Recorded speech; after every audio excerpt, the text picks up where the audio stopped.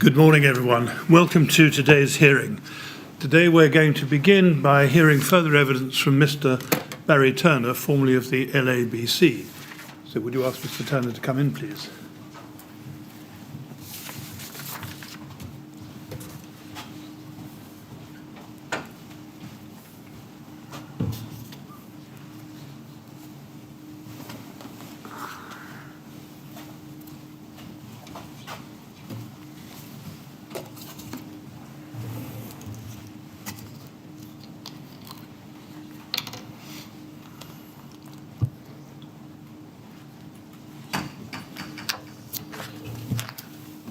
Good morning, Mr. Turner. Ready to carry on, I hope? Yes. Thank you very much. Yes, Ms. Grange. Yes, thank you. Yes, just to pick up where we left off yesterday, we were in the middle of looking at some of the K15 certificates issued under the Registered Details Scheme. And I'm going to jump back in July 2014. If we can go to document LABC 302690. And I want to look at the bottom of page 1. So this is some correspondence between you, Mr. Ewing, and Mr. Basson. And at the bottom of page 1, we can see, just for context, that was Steve Evans's email to Brian Martin. Then one email up above that, we see Steve Evans's email to you and Mr. Basson. And then I want to pick up above that, we see on the 6th of August at 9:53, Mr. Basson emails Mr. Ewing, copying you in, saying this: "Hi David, can you look at the email chain below? Also see the text below this, an extract of an email I sent to Barry this morning. We have just chatted and he tells me he thinks you were meeting with Kingspan to discuss this. Have you, and if so, any comments? I'm waiting for Steve Evans to ring me later today with the outcome of the meeting between LABC and Kingspan on the use of this material in buildings over 18 metres high." And then he's got email to Barry I sent earlier this morning. "Hi Barry, I confess I've not responded to this email from Steve. He rang me this morning and is meeting Kingspan at 10 o'clock today to discuss how they're going to prove the material is acceptable across a range of construction types. He thinks they're not going to be able to do this and so is thinking what will be the next steps, exclamation mark. As I understand, we have an registered detail RD for this that expires soon, but of course there may be many buildings built other than in accordance with the very restrictive requirement of a masonry base, exclamation mark. We'll ring you in a minute to have a chat, Doug." So that's the email that he sends. Now, do you remember discussing this with Mr. Basson at the time? By this time, I was not involved with the RD process. I was copied in as a matter of courtesy and obviously was aware of the people that were dealing with it. But the matter was dealt with by others within LABC, not me. Who were those others that were dealing with it? The people that you've read out in that email. So Mr. Ewing and Mr. Basson? Yes. Well, we'll be asking Mr. Ewing about this when he comes to give evidence later today, but it does appear that there's an email to you there from Mr. Basson in which he said there may be many buildings built other than in accordance with the very restrictive requirement of a masonry base. Did that concern you when you received that communication from him? I put my trust in those that were dealing with the matter. So you didn't investigate whether there were, in fact, many buildings? No. No. If we scroll up to the top of this email chain, we see an email from Mr. Ewing in response to Mr. Basson, but again copying you in. And he says, "Hi both, sorry for the late reply. I've been over in Birmingham today. At my meeting with Kingspan on the 25th of July, I was advised that testing to BS 8414 had been undertaken in line with the requirements of BR 135 for materials of limited combustibility and shown to be satisfactory with fire barriers at 3.5 metre centres. We have not been given this test data as yet, as they have not received the final report, so I'm not sure if this is global or for individual specifications. As such, the renewal has not been started as yet, and the registered detail remains invalid. I am, however, in the process of providing a dual quote to them, one for 7 products and one for all 30 of their product range, so I'm keen to get them on board, particularly as we could also get them involved with the constructive details and named products with the registered details behind the details. And then he makes a number of comments about the BBA certificate. He says, the new BBA advises under 8.3 that if the specification is detailed as 8.2, then it can be used over 18 metres in height. This is also one of the specifications given in the old 7.5. The old BBA 7.1 wording is the same as the new 8.1, so the definition has not changed its category as low risk and class 0. All that has changed is the removal of the second specification in the old 7.5. In reality, the new BBA actually gives sanction to one specification, whereas 7.2 only ever recommended seeking advice from the certificate holder over 18 metres. Hopefully the new testing regime will resolve all concerns. Please let me know if you receive anything else from Steve Evans.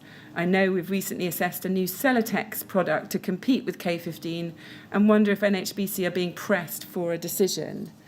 Now, just taking that email in stages and going back to the beginning of it, he says that he's been advised by Kingspan that testing has taken place to 8414 in line with the requirements of BR 135 for materials of limited combustibility. Can you help? How does BS 8414 and BR 135 have any relevance at all to whether a material is of limited combustibility?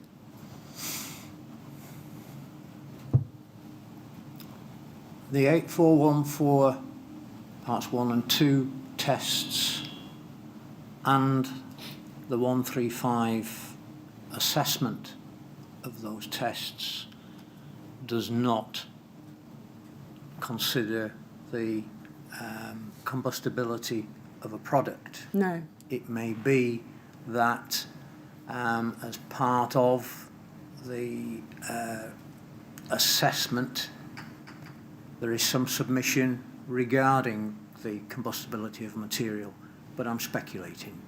Yes.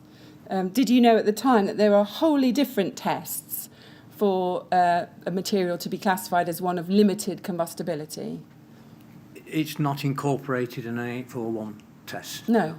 And did you know that at the time when you read this email? I knew that there was confusion, and I thought that the way that it was being considered was satisfactory. Sorry, you say you knew there was confusion. Did you realise that Mr. Ewing here has made an error? He said that the requirements of BR 135 are for materials of limited combustibility. Did you pick up the problem there? Is he not referring? And you're asking me to comment on an email I was copied into, yes, but not party to, and I was not party to the discussions that were ongoing. And therefore, did I pick up that there was a slight error there? No. Okay.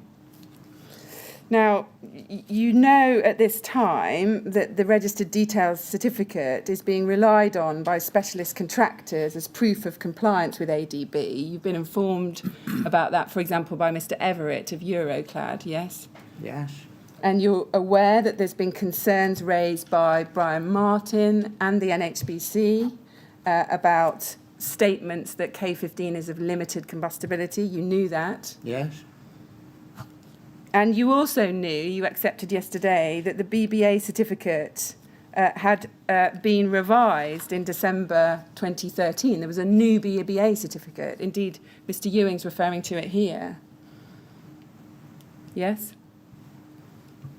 Yes. In those circumstances, can you explain to us how the LABC came to issue another registered details certificate for K15 that was valid between August 2014 and October 2014 based on the old BBA certificate? And No.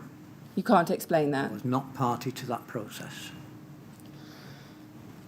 Now, if we move forward, if we go to LABC 301841,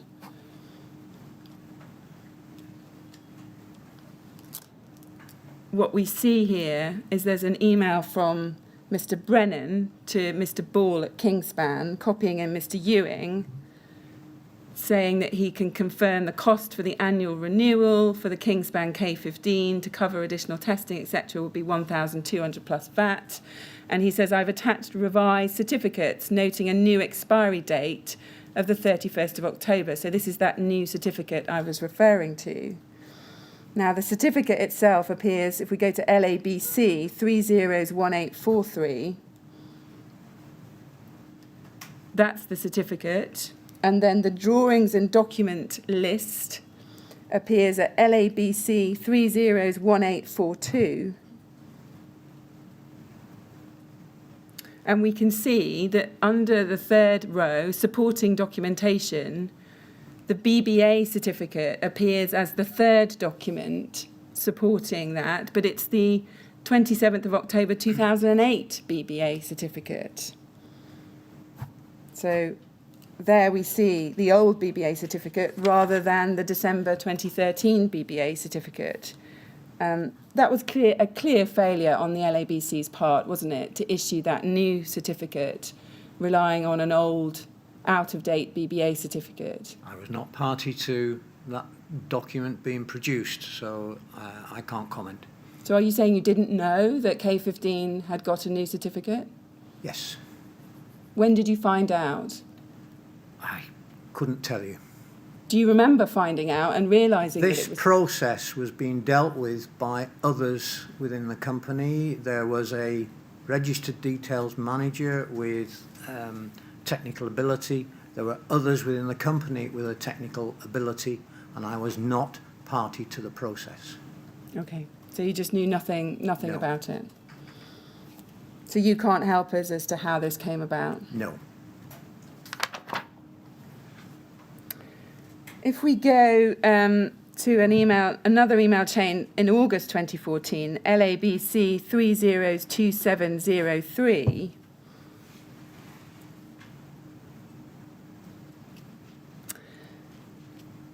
this is an email chain, and I want to look at the bottom of page 1, third email down. There's an email there from Doug Basson to you and Mr. Ewing. Now, you're not copied in there. You are a recipient of this email, 22nd of August 2014. He says, speaking of Kingspan, despite me chasing Steve Evans for an outcome from the supposed crisis meeting with Kingspan on their materials in buildings over 18 metres high, I haven't heard a thing, ! Now, can you help us? What was the supposed crisis meeting he was referring to? No. You don't remember No. discussing that? I have no recollection of the... And you don't remember what you were expecting to hear after that crisis meeting? No. And then if we scroll up, we see a further email from Mr. Ewing, immediately above that. He says this, again, to you and Mr. Basson. I was talking to a Celotex rep yesterday and mentioned the new RS 5000 registered detail. He immediately came back with the same question on K15. He mentioned something I hadn't noticed, that the cavity created for K15 and on the BBA is only 25 millimetres between rain screen and insulation board, whereas the RS 5000 is 40 millimetres. The BBA spec appears to be largely for retrospective fitting onto non-combustible substrate rather than for new build. Apparently, this is where K15 has been identified up in Manchester on a new build, which I assume is being warranted by NHBC. The smaller cavity would also be more beneficial on a fire test.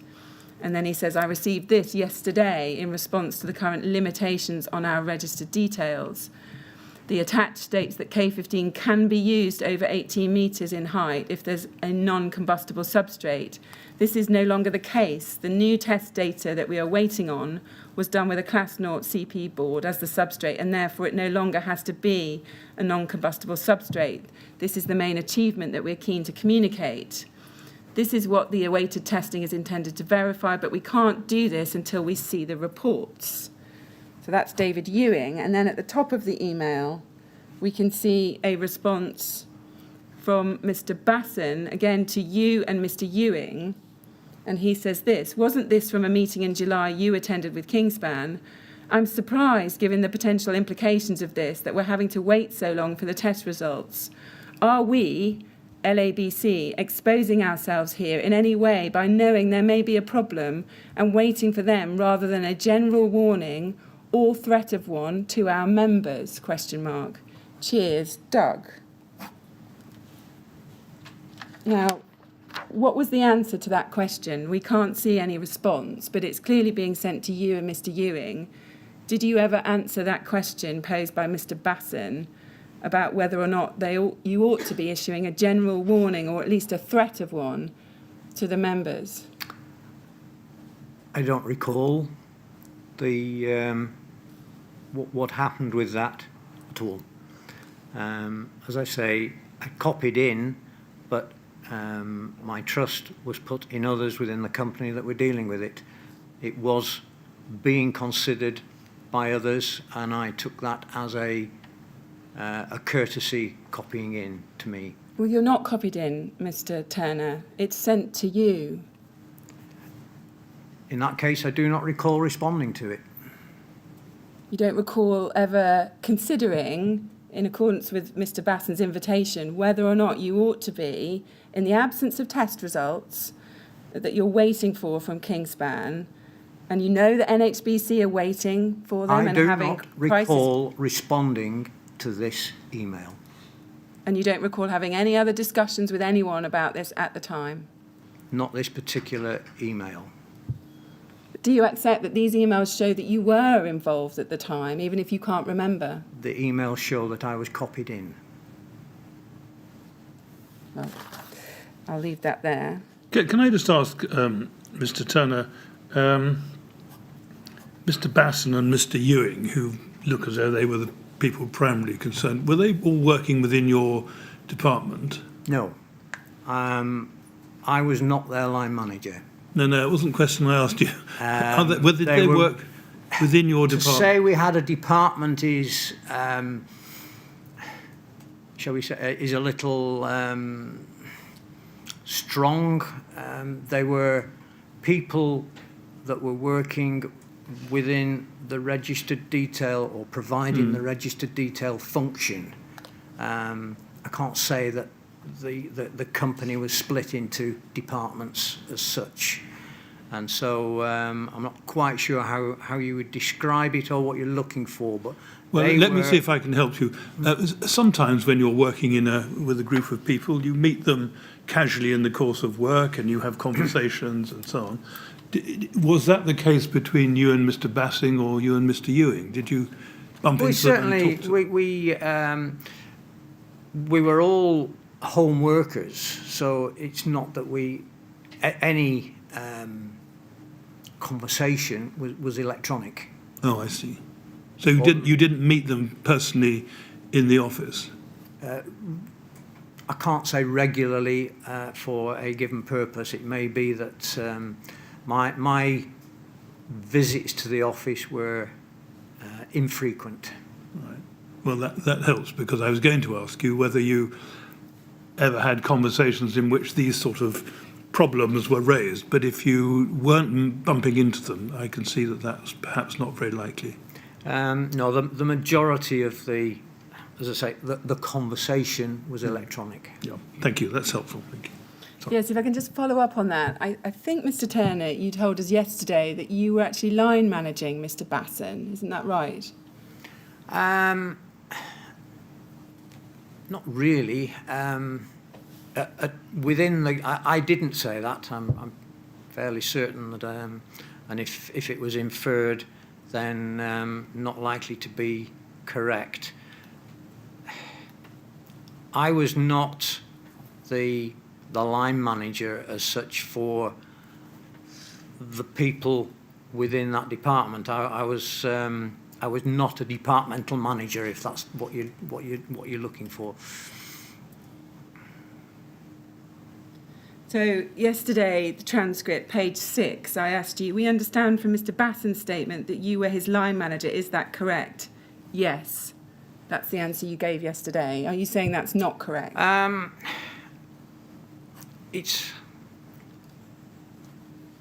I was never, to my knowledge, tasked with that. We worked together. We worked with, and as the emails show. But a lot of the work that Doug did was on the registered detail side, and also with the technical side. So there was a crossover. I'm not sure that I would describe myself as his line manager in terms of I provided him with instruction as to how to carry out his daily tasks. Right. Did you ever do appraisals of him? Did No. you ever carry out appraisals? No. No, okay. Let's look at another email chain now, this time a little bit further forward in time, 27th of October 2014. This is at LABC 305710. Now, this email is in response to Steve Evans' request to discuss the issues that were concerning K15. And if we look on page 2, we can see there's an email from you to Mr. Ewing, and you say, "Hi Dave, what's NHBC's worry now? Thought this had been sorted." Now, does that provoke any recollection? Why did you think the matter had been sorted at this stage? I have no recollection. You can't help. You don't remember. I mean, again, as I say, conversation was electronic. See, I find that surprising. I can't recall the background to sending that message. Right.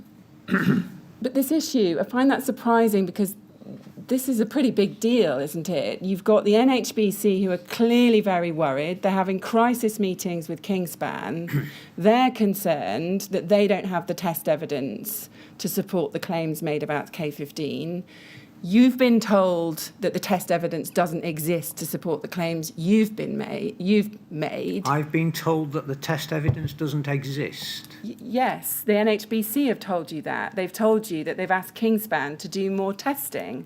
That's what Mr. Evans' email reported. I was under the understanding that the details that were being dealt with within LABC were supported by certifications, both BBA and the necessary tests which had been checked by others. I see. Well, picking back up on this email thread, if we go to the next email up, you've said, "What's NHBC's worry now? Thought this had been sorted." David Ewing, in the next email up, bottom of page 1, says, "Sorry, hi Barry, sorry, been up in Rotherham. K15 has been used outside of the scope of installation from the BBA cert, and the recent BRE fire tests have apparently shown that it continued to burn for 20 minutes after a flame was taken away. Steve awaiting an ARUP fire engineering report citing its suitability for use as per note in ADB, and deadline for this was the 18th of October, so looks like it has not been received. NHBC unhappy with its use and looking for industry-wide shutdown on acceptance. We'll need technical group guidance and eShot to spread message to local authority teams if we are taking a unilateral stance. This, I suspect, is the purpose of the call." So that's what Mr. Ewing reports back to you. And then you then respond at the top of the page and you say this, "Cheers, Dave. We'll phone in now, but not going to say or admit to anything at this stage, ! Barry." Now, if you weren't involved in any of this, why were you the person that was calling the NHBC at this time in response Probably to the... because I was their contact through Steve Evans, which is as much as I can recall. So because you were the contact that Steve Evans knew, you were the one calling NHBC back in relation to this serious issue about the fact that they haven't got the test evidence they require, and there's going to be a potential shutdown by, he's inviting, I think, you and the NHBC to do that in relation to the K15 product, yes? Do you recall that discussion you had with Mr. Evans? I don't recall that conversation or whether it took place. So you can't help us by about what you mean there when you say, I'm not going to say or admit to anything at this stage. That, I think, was because of again, my trust in the registered detail process and those dealing with it, and the certification process that relied upon. If there was something that needed to be dealt with. But I don't recall the conversation, and I don't recall the reason, the main reason for that comment. And can you recall there being any consideration in the autumn of 2014 about whether the LABC registered detail certificate for K15 ought to be withdrawn in the light of this significant information? I believe that there were discussions, and I believe that it may well have been reported to the board, but I can't comment on that. I have no recollection of the process that it went through. So when you say, I believe that there were discussions, can you help us? What do you know about that? No. Saying I believe is incorrect. My vague recollection is of those discussions, but I can't tell you the content of them. I have no recollection of the content of them. Again, the people dealing with the registered detail process were the ones producing the information and the reports to the group, and if necessary, to the manager of the registered detail process and the board of directors. Right. Let's look at another email string a little bit forward in time, in December 2014. If we can go to LABC 302817. So this is another email string between you, Mr. Ewing, and Mr. Basson. And I want to look at the second email down on page 1. So Mr. Basson is responding to an email from Mr. Ewing asking you and Mr. Basson to advise on any discussions at the BCA, the Building Control Alliance, in relation to K15. And Mr. Basson says this, and you are sent this email, you're not copied, you're sent it. We discussed yesterday, and Steve came clean, that must be Steve Evans, about the continue to burning discussion we had last Friday, exclamation mark. They, NHBC, are placing the onus on installers, builders who have used it to prove compliance where it is not strictly in accordance with the BBA certificate conditions of use. The sales director of Kingspan was apparently very bullish when Steve spoke to him last week and has said the responsibility for how it's used is down to the developer. So they are distancing themselves from it. Not sure if Barry has anything further to add. It seems there is no likelihood of Kingspan coming up with tests that will prove it works in the high-risk situations with combustible constructional details. Now, had you been at the BCA meeting that they're talking about there in which this was discussed? Can you remember? No, I have no recollection. Well, let's help you. If we go to the top of this page, you respond to this email and you say this: I think Doug has summed it up. I came away with the overall opinion that if it is not absolutely in line with the specification indicated on the BBA certificate, then it should not be used. There seems a reluctance on anybody's part, particularly fire engineers, to say otherwise. B. Now, does that help your recollection? What discussions had you had, particularly with fire engineers, about this problem with K15? I don't recall the meeting, and that is, my first view of this for quite a long time. since it was written. So I can't comment on the content of the meeting in any detail. Right. By this point, had you appreciated and checked and realised that the certificates that the LABC had issued for the K15 product had sanctioned the use of it significantly beyond the specification on the BBA certificate? By this time, LABC and the people dealing with the registered detail process were aware of it. What about you? I was aware of it. So you were aware that there was a problem with the certificates you'd issued in the past? The evidence there would suggest so. Yeah.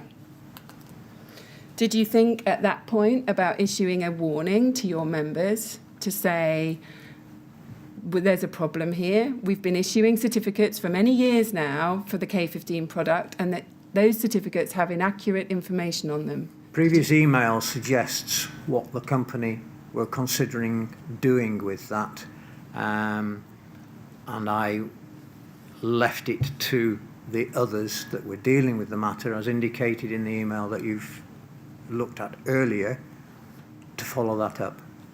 What are you referring to in terms of the action that others were going to take in relation to that? I'm not quite clear. One of the earlier emails that you've displayed this morning indicated that there was going to be consideration. You're asking me to comment on something which I've not had direct dealings with, but the registered detail was out of date, I think the email said, and that there was concern and a view to advising the members. Yes, you were one of the recipients, and the question was being raised of you. As I've said, a recipient as a matter of courtesy.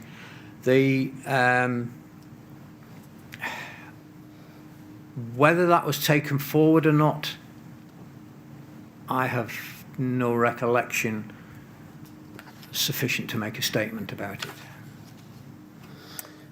Let's look at another email chain in December 2014. If we can go to LABC 40863. And I want to start at the top of page 2 of this string.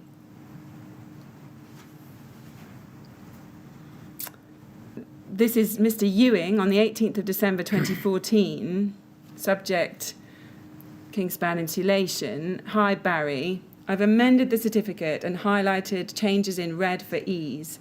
If you could consider these to see if they reflect the aims of the amended BCA guidance document, I would be grateful, as I can then go back to Kingspan and also to Celotex. Regards, David. So, and then you respond to this email in the email above this.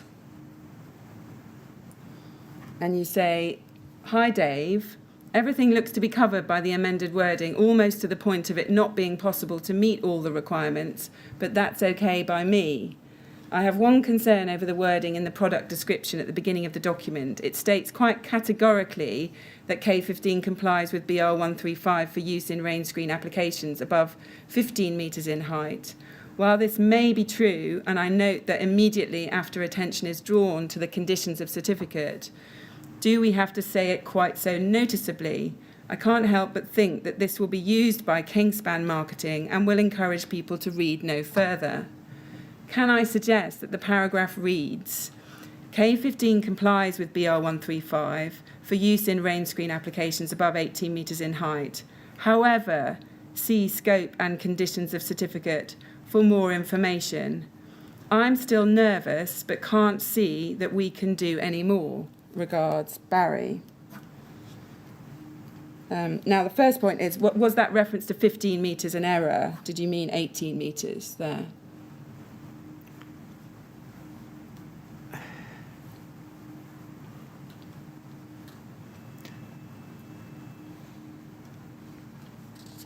Possibly. Why do you... I can't think. I'm trying to think of a situation where a limit of 15 metres is appropriate, and I can't think of one, so it is likely that it should have been 18. Yeah. And looking at the wording you're proposing, on what basis did you think it was appropriate for the certificate to state K15 complies with BR 135 for use in range screen applications above 18 metres in height? However, see scope and conditions of certificate for more information. Why was that an appropriate statement to make in the certificate?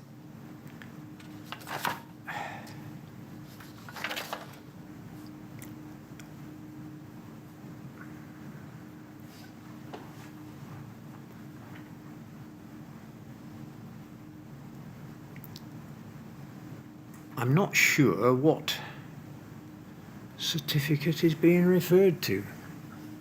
Well, this is for the next registered details certificate for K15. Oh, the scope and conditions of the so that would be the scope and conditions of the registered detail. Yes, and but they would either, I'm assuming that they had the more information regarding the restrictions.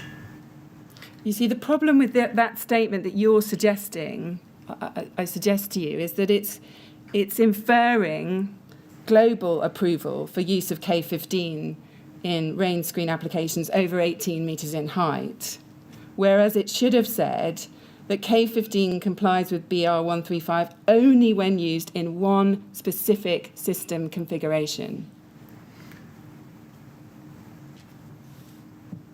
With hindsight and with legal appraisal of it, I would not disagree. However, the intention was that the scope and conditions indicated what the limitations were. That was my wording. If my wording was not correct, and you challenge that now, I would accept that. But it was not done with legal implications in mind. But you clearly were aware of the risk, because you spell it out in this email, the risk that Kingspan Marketing would use that wording to encourage people to read no further.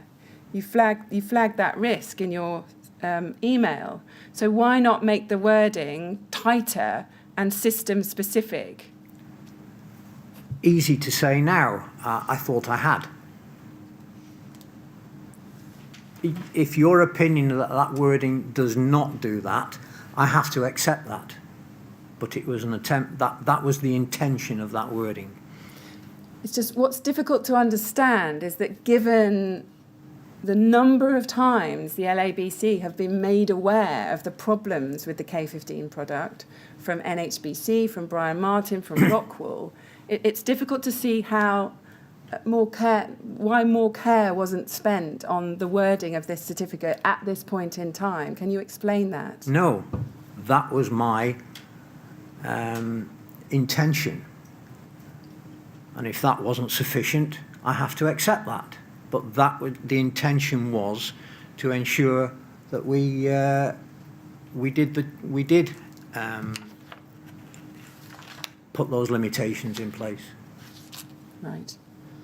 Now, the next certificate that is issued is dated... Sorry, before you go on, Ms. Yes. Page, I see that you conclude the email by admitting that you were still nervous. What were you nervous about, do you think? I think my recollection by this time and this period, there was this process was under scrutiny.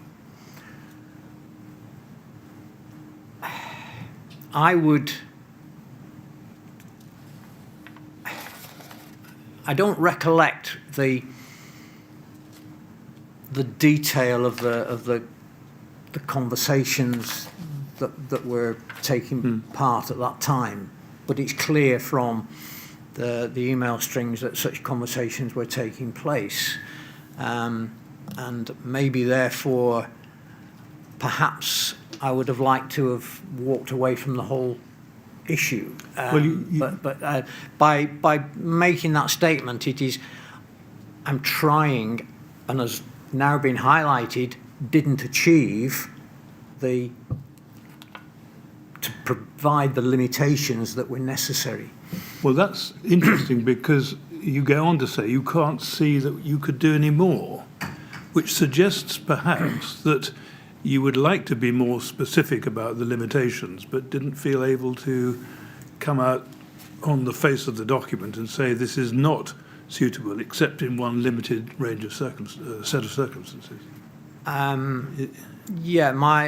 can only suggest that was governed by the wording within the approved documents that we were obviously trying to show with this certificate that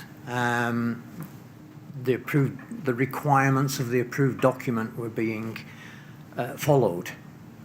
So if somebody, in my opinion, has provided sufficient evidence to satisfy what's written in an approved document, then we are very limited, if not totally unable, to prevent it going further.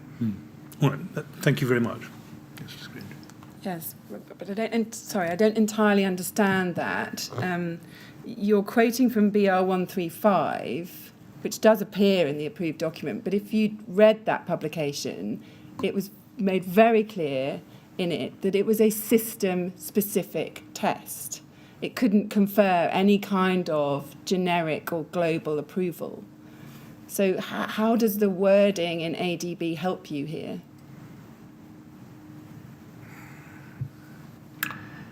BR 135 is an assessment of the 8414 test. And it is a specific construction that is tested and a specific method. And as we found subsequently in more recent times, minor differences make a big difference. I'm not sure that industry as a whole was quite as aware of the significance of that at the time. I can't comment any further because I really don't know. I don't even know what the scope of the conditions of the certificate were at this stage. So I can't comment any further on that. Did you read BR 135 before you intervened and wrote this wording for the certificate? Unlikely. So you wouldn't know whether, in fact, BR 135 makes it very clear that it's a system-specific test and only the system can comply if it meets the classification. In order criteria. to satisfy the requirements of the approved document, it is a statement from a UCAS accredited testing laboratory that says whether or not a construction has satisfied the 8414 or has satisfied the criteria within BR 135. So for building control, it is that certificate which is the focal point. Once a laboratory has issued a certificate saying the recommendations of 135 have been met, and they issue a certificate to that effect, that is the focus for building control. Now, what is being referred to there, the scope and conditions of the certificate, whether it is something on the certificate issued as a result of the 135 assessment, or whether it is the certificate that LABC were about to issue, I do not know. Okay. Were you aware at this time that BS 8414 was a system-specific test? Yes. You were. Okay, let's move forward then. So the next certificate that's issued by LABC is another registered detailed certificate that was issued in March 2015. If we look quickly at that, this is LABC 301881. So this is the certificate for the Kingspan Cooltherm rain screen board product. It's headed, it's a certificate at the top, and we see at the bottom it's got a date. The certificate was first issued 28th of August 2013, valid, and it was issued, it says it was issued on the 30th of March 2015. And we can see the wording that you suggested in the yellow box, at the bottom of the yellow box above. K15 has been tested to comply with BR 135 for use in rain screen applications above 18 metres in height. However, see scope and conditions of certificate for more information. So that text that you drafted appears on this front page of the certificate, yes? Mm-hmm. Now, I just want to look at an email, or some emails leading up to this certificate. If we go to LABC 40965,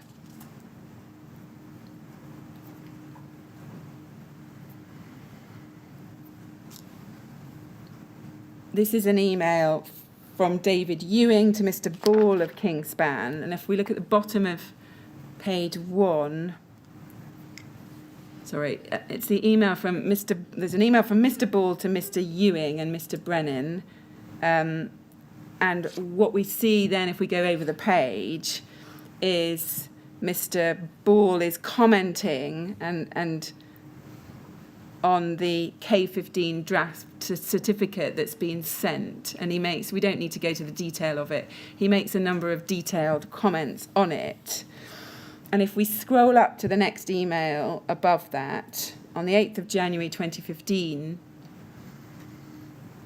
we can see that Mr. Ewing says back, "Hi Dan, I've gone through your proposed revisions and tracked the changes into one document attached for information. I forwarded this on to Barry Turner, our Director of Technical Policy, for comment, whom I consulted with initially in relation to the BCA guidance document. I await his response, but will be back as soon as I can with this." And they say, "One thing that we will need from you will be an amended BRE report dealing with the 12mm particle board rather than the 15mm. And then he goes on. We don't need to look at the rest of it. Now, can you just help us? Mr. Ewing is saying that there's been some consultation with you initially in relation to the BCA guidance document. Can you help us as to what that consultation was? No. I don't recall. I can assume which guidance note it was, but I don't recall the conversation. If we then, picking up this same chain, go to LABC 305779,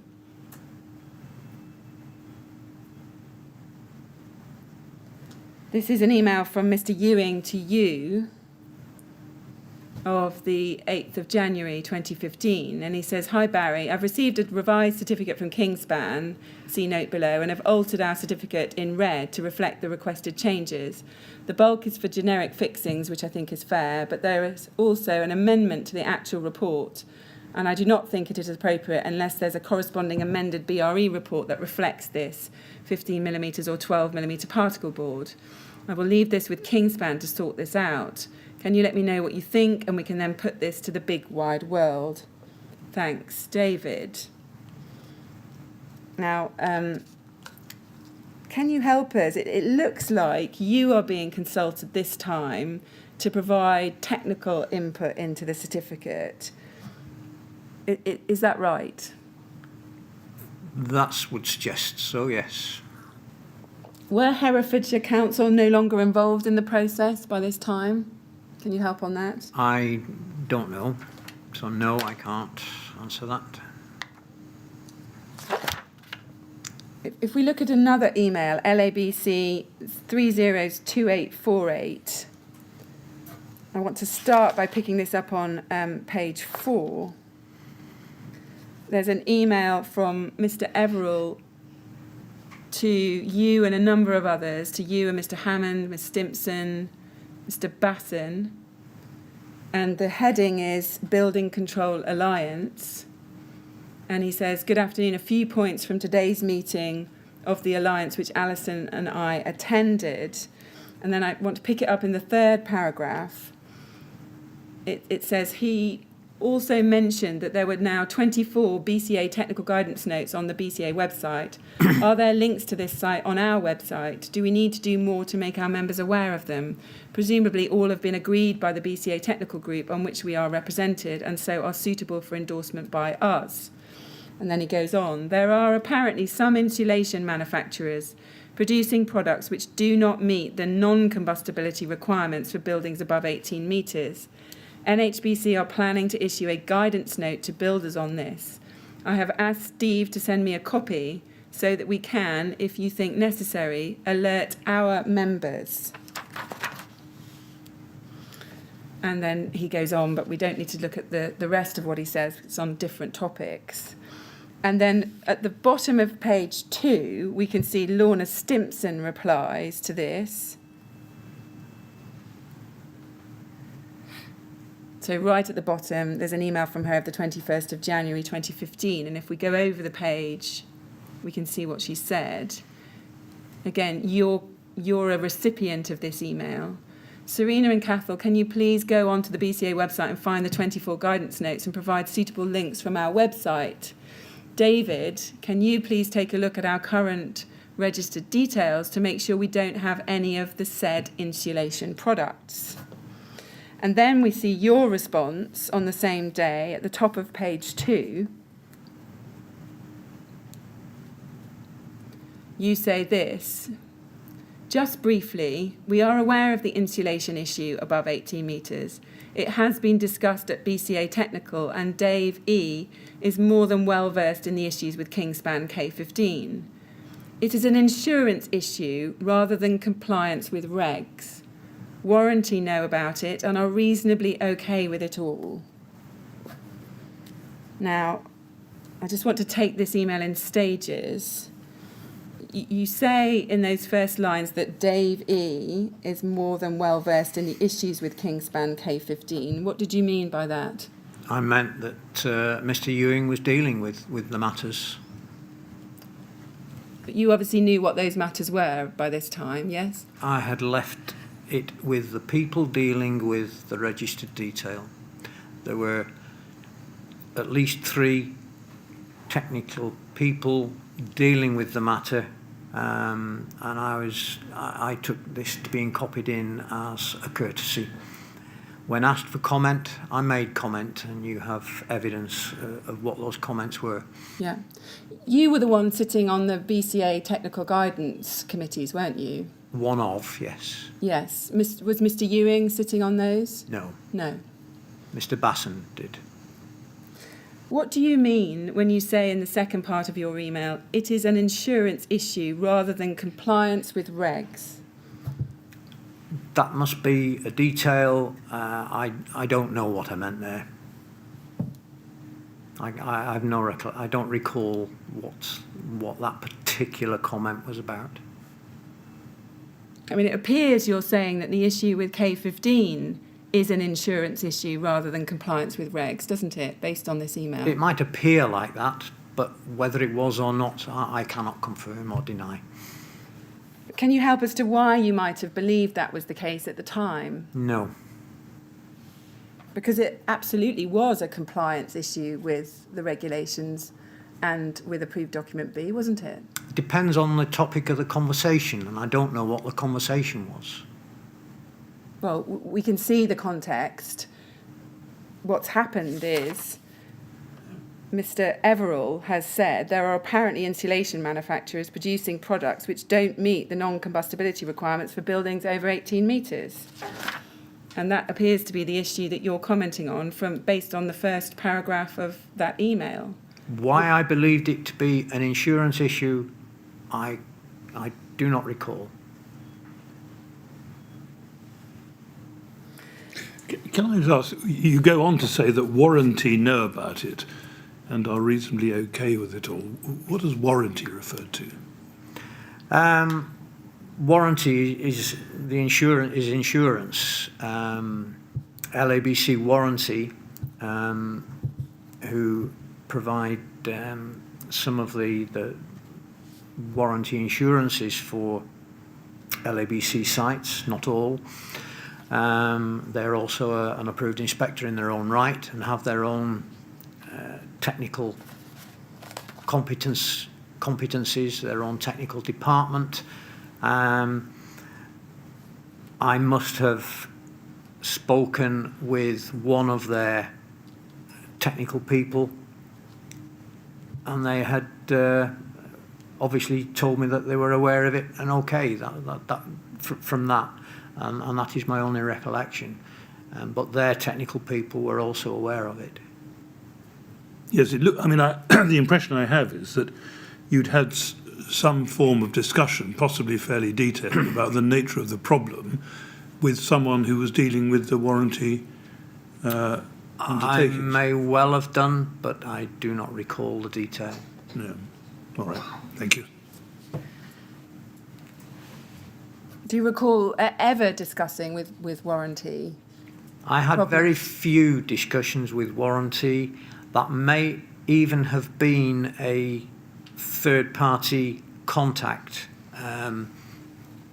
Again, there are others within LABC that liaised with warranty, not me.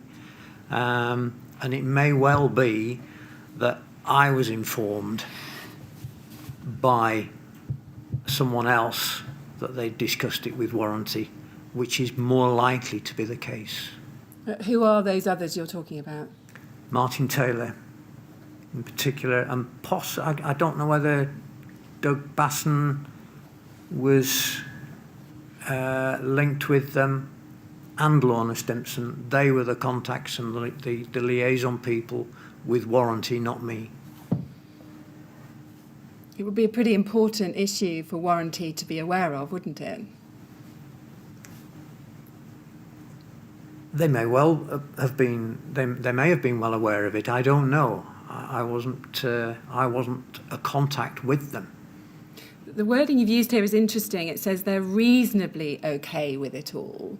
That suggests that they might not have been entirely comfortable with the position. Again, does that help? No, doesn't. From further thought on that message, I can only assume that I was given that information by one of the people that were in contact with the warranty people.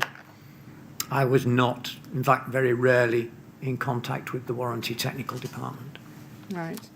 Let's look at another email on this topic, an earlier email, 22nd of December 2014. If we go to LABC 400841, and this is email at the top of that first page. This is from you to Mr. Ewing, copying in Mr. Brennan and Mr. Basson.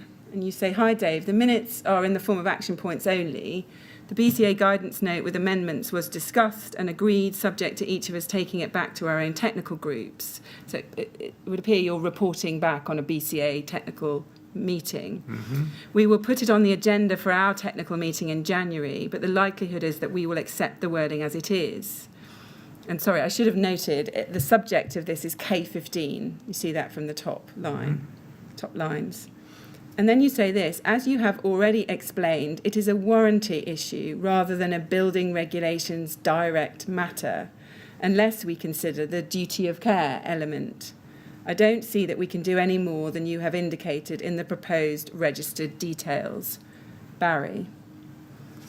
Now, so we see again you're saying that it's a warranty issue rather than a building regulations direct matter. Can you help us as to what you meant by that?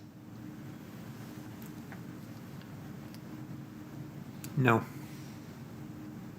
I do not recall the details of the issues being discussed. And again, I was not in direct contact with the warranty people. So I would it is likely that is a repeat of information passed to me in conversation with people that have been in contact with warranty. You say you don't recall the details of the issues being discussed. Do you recall in general terms there being a discussion about whether this problem with K15 was merely an insurance problem or was actually a problem which was fundamentally about compliance with building regulations and raising wider public safety issues? No. Can you help us as to what you mean by unless we consider the duty of care element?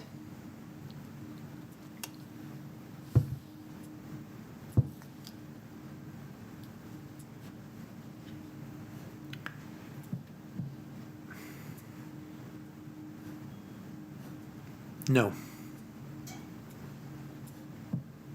Is it possible what you meant there was a duty of care to your members, to warn them about this, to notify them about the problems with No. the K15? No. It is more likely that it is the duty of care element that local authorities hold in their execution of their duties.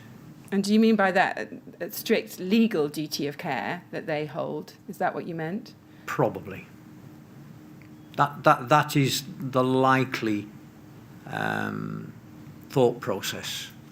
And just expand on that for me. If there had been a duty of care element, as you posit in this email, what might that have meant in terms of what you needed to do at this time? I don't know. I don't recall it in sufficient detail to be able to answer that question. Because again, what's surprising is that we're getting no sense of urgency here in these LABC emails, no sense of, wow, we need to go back to our members because we've been certifying this product with inaccurate statements about it for years. Why wasn't that being recognised and action taken about it? I don't know. Do you ever remember any discussions about that taking place with these people? I recall the references in BCA and that, but I do not recall the detail. There is a reply from Mr. Brennan. If we go to LABC 302848.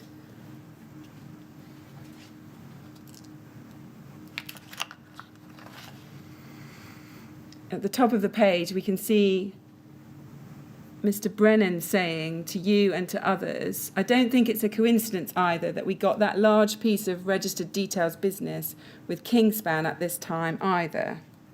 Can you help us what he meant by that? No. Did you think at the time that Kingspan were trying to sweeten the LABC and soften them up by placing a lot of registered details business with them at a time when they were in crisis about the testing that they had to support their product's use over 18 metres? That would be the inference from that message. Can you help us about that? No. The email chain then continues. If we go to LABC 302850, and I want to start page 2, in the middle of page 2.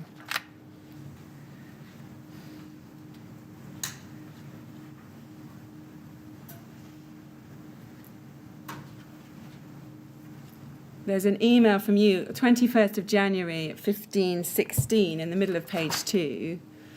And you say this, NHBC are trying to use BCA to protect their warranty, my opinion. LABC warranty are well aware of it and don't see it the same way. Now, again, can you help us as to what you were referring to in this email? Why were the NHBC trying to use the Building Control Alliance to protect their warranty?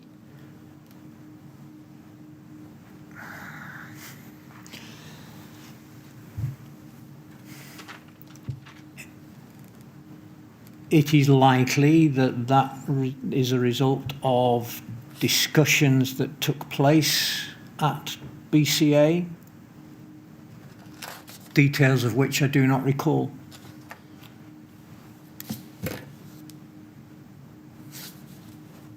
And you can't help us with the second part. LABC warranty are well aware of it and don't see it the same way. So it looks like...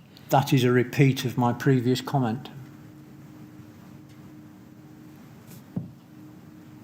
Yes, it looks like they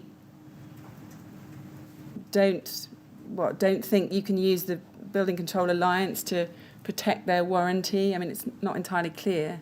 LABC warranty were not party to the Building Control Alliance. But it looks like they had an opinion which might have been different from what the NHBC were thinking at the time, based on this email. Can you help us with that? I can't tell you what that opinion was, no. If we go to, we're carrying on with this same chain, LABC 302852 on page 2.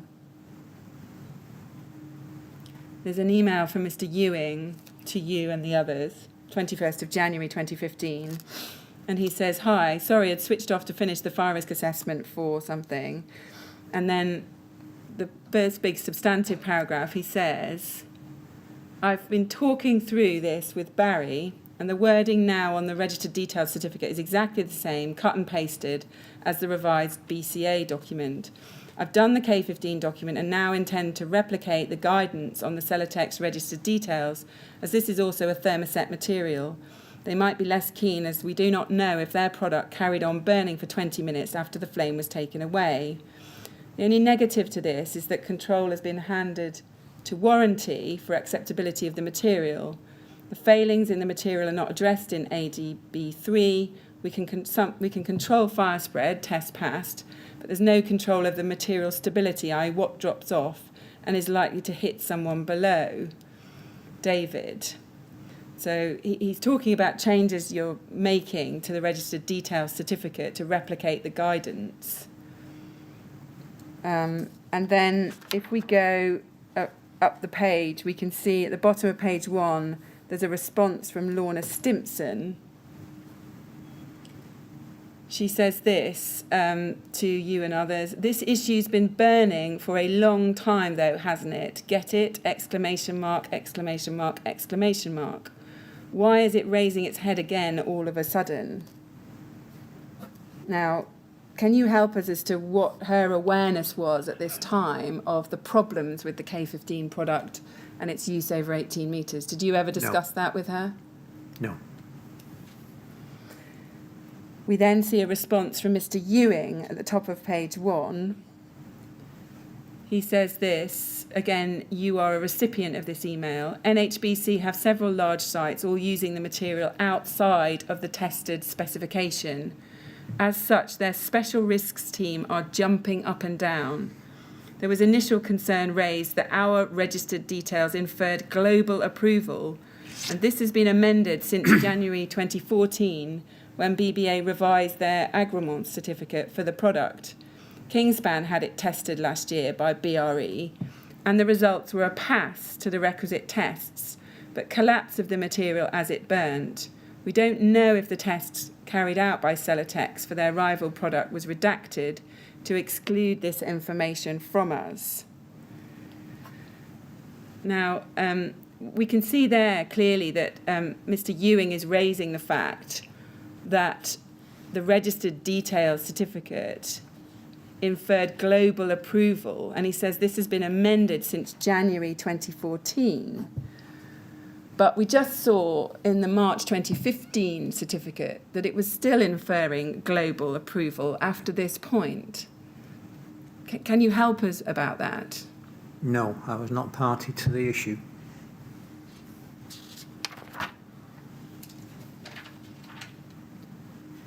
And we can see from the beginning of that email that the special risks team from NHBC are jumping up and down because they've got several large sites all using the material outside of the tested specification.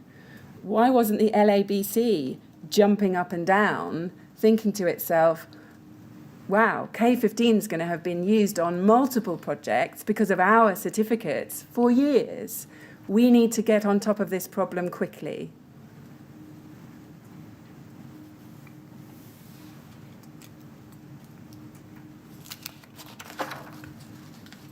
That is not a question for me to answer. the correspondence that you have indicated and that particular letter shows that it is being considered by LABC. Maybe not as quickly as you infer it should have been, but it was being considered.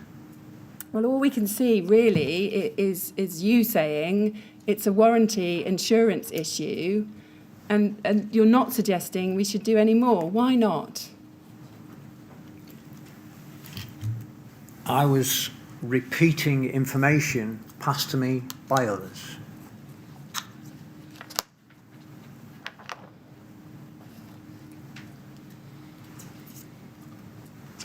So it never occurred to you at the time that there might be some pretty serious public safety considerations that LABC needed to be working through as a matter of urgency in relation to the K15 product? Not as a matter of urgency, it was being worked through. Well, we can see what happened. In March 2015, you issue a certificate that suggests on I its didn't face- issue a certificate. LABC might have issued a certificate, I didn't. Yes, but the key wording on the front of that certificate was suggested by you. We've just seen that. An amendment to it was suggested by me. Yes, and that amendment inferred global approval on the front of the certificate, didn't it? That is your interpretation of it, which I have to accept. It was not my intention.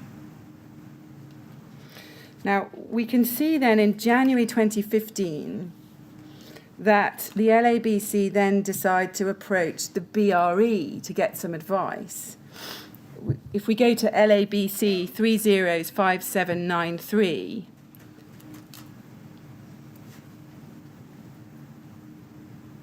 this is from David Ewing to Philip Carney. You're copied in, 26th of... Hi, Philip. We've recently reviewed the registered details certificate in place for Kingspan K15, particularly as a result of Building Control Alliance technical guidance note issued this month. I wonder if it would be possible for your colleague Steve Howard to cast an eye over the revised certificate. And then he goes on. We don't need to go into the rest of what he says. So you were clearly aware that the BRE were being consulted at this point, yes? I was copied in as a matter of courtesy. Clearly aware, I think, is a strong statement. Well, I'm sorry to interrupt again, but this has happened time out of mind now, Mr. Turner. We see that you're either an addressee of an email or you're copied into it, and you say it's copied as a matter of courtesy. But I assume that the people who sent you these emails expected you to read them. Did you read them? Yes. And if you read them, Then- I think we could assume that you understood the contents, can't we? Yes. Yes. Thank you very much. Can you help us as to who it was that made the decision to go and seek some advice from the BRE? No. Can you explain why it took so long for the LABC to do that, to take advice from specialist third parties with expertise in this area, given the multiple times that concerns had been raised with the LABC about its registered details certificate for K15 before this? No. And we can see in further email exchanges, if we go to LABC 305804 and look at page 2,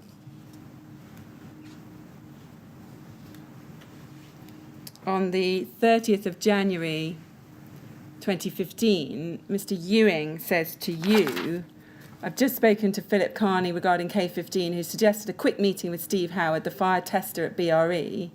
Exact wording used was discussion in confidence to avoid LABC digging a bigger hole than they might already be in, ! And then he says when that meeting might take place. Who was Mr. Carney? I mean, was he a contact at the BRE? I know of Mr. Carney. What his role was at BRE, I couldn't tell you. And can you help us as to what he was referring to there when he talked about discussion in confidence to avoid LABC digging a bigger hole than they might already be in?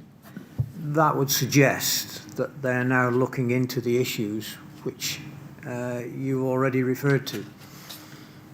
Was that a fair assessment of the LABC's predicament at that time? It would appear to be, and hindsight would suggest yes. Yes. And then just to finish this off, if I can just finish this final email, Mr. Chairman, and then Yes, of course. I've got a completely different topic. There's an email chain, if we go to LABC 40931. Mr. Ewing writes to you on the 9th of February, informing you of the outcome of the meeting. He says, I met with Steve Howard, Philip Carney this morning regarding K15. There were no gate shocks. However, we would be approaching the registered details certificate correctly if we cross-reference our document to the BRE classification reports issued for K15 rather than the testing reports sent through to us.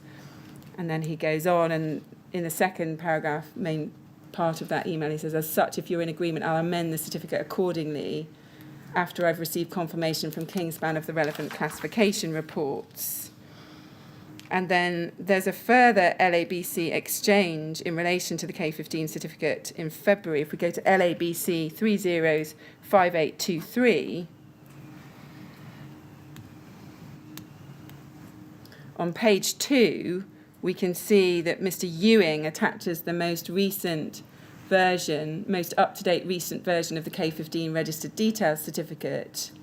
And he says, following discussions with BRE and Kingspan, I've reworded it. That was that email. And then we see your response on the 16th of February at the bottom of page 1. And you say, well done, David. It can't be said that we haven't scrutinised this one thoroughly, exclamation mark, exclamation mark. Now, who had said that you had not scrutinised other LABC certificates thoroughly? Can you help us with what you were referring to at that point? That was just an office comment electronically, way of of saying thank you for sorting it or thank you for dealing with it. Can you explain as to why this appears on its face to be being treated as a joke? Our office communications were electronic. And that, to me, isn't a joke. If it appears to you that way, we obviously have different opinions. Okay. Mr. Chairman, I think that's a good moment for the morning break. Thank you very much. Well, Mr. Turner, it's time we had a break for the morning. We'll stop there. We'll resume, please, at 25 to 12. And again, I must ask you not to discuss your evidence or anything relating to it with anyone when you're out of the room. Thank you very much.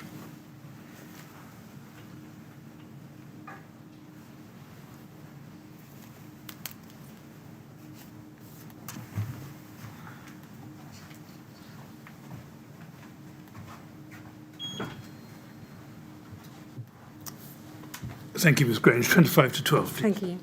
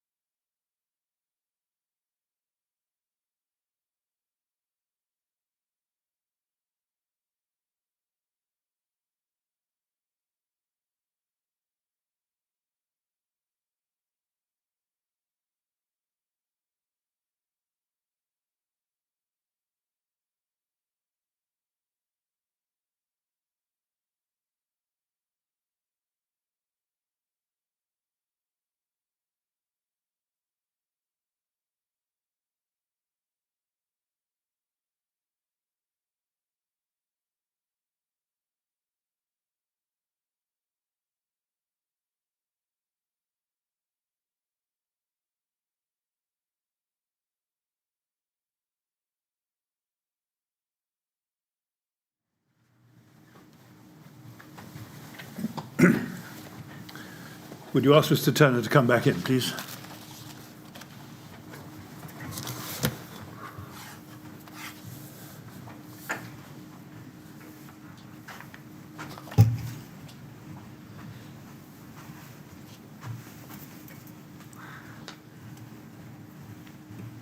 Right, Mr. Turner, ready to carry on, I hope.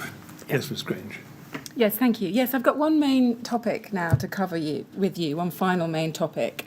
And this is to ask you some more detailed questions about the Building Control Alliance, the BCA, yes?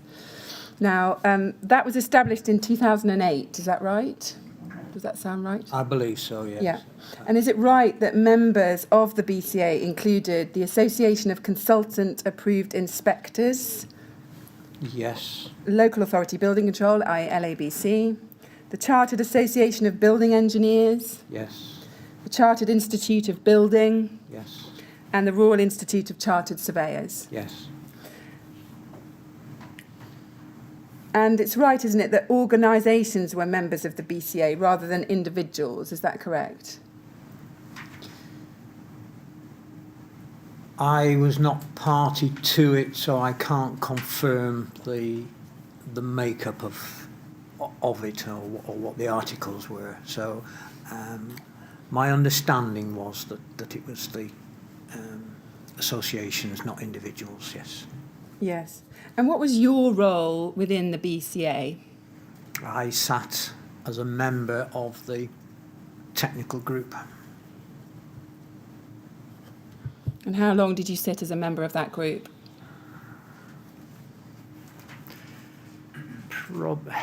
Probably for the majority of my time with LABC. Yeah.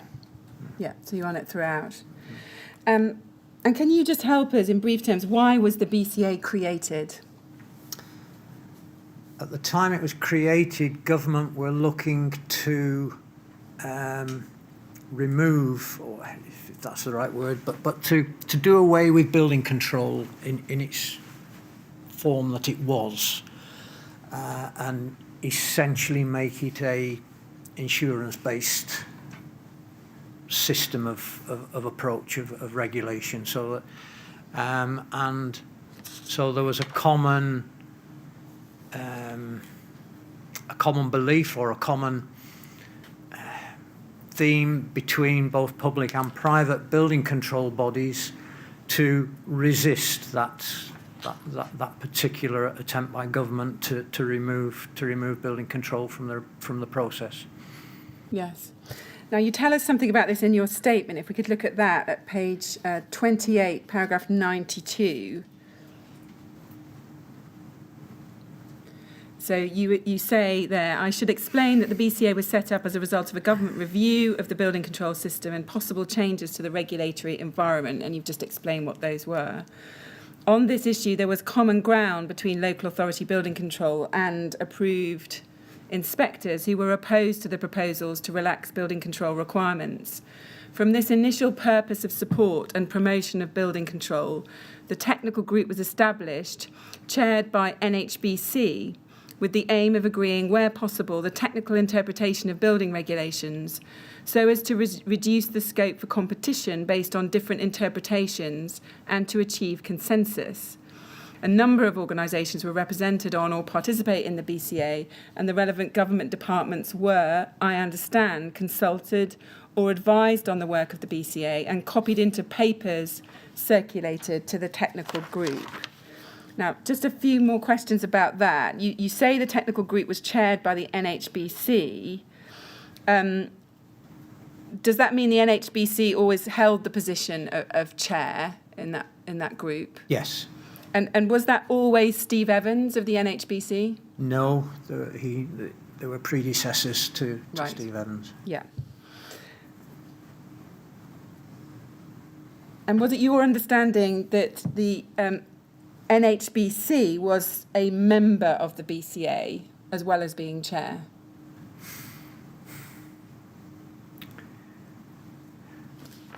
They were a significant presence within the BCA. I can't say that I really thought as to whether they were a member or not. So I can't answer your question. It's not. I don't think they were formally, a formal entity within the BCA, Right. but they did have a significant presence. Right, yeah. And when you say that relevant government departments were consulted or advised on the work of the BCA, are you referring there principally to what would have been known as the MHCLG? Yes. And what was your understanding of MHCLG's role and involvement with the BCA? They didn't attend, certainly the meetings that I attended, they didn't attend on a regular basis.